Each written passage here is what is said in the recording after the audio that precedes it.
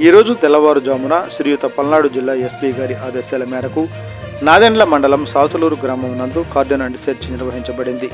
ఈ ఆపరేషన్లో అనధికారకంగా ఉన్న 28 బైకులు, 20 మారణాయుధాలను స్వాధీనం చేసుకోవడమైనది.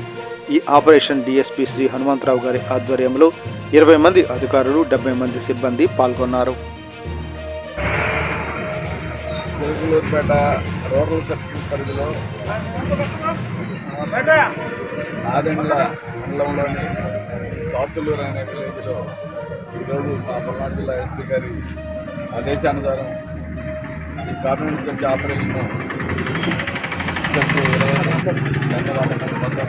మందితో ఊరంతాలు పెట్టడం జరిగింది.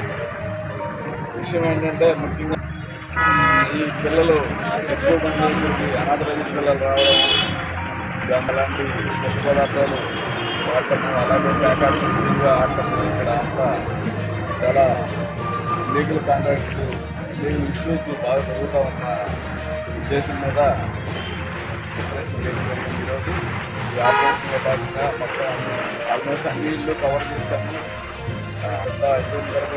రికార్డులేసే వెహికల్స్ ఒక 28, అది ముందు కనిపిస్తున్నటువంటి గంటపాటు ఒక 6, గంటల్లో ఒక 6, బస్సులు ఒక 4, ఇవన్నీ కూడా చేయడం జరిగింది.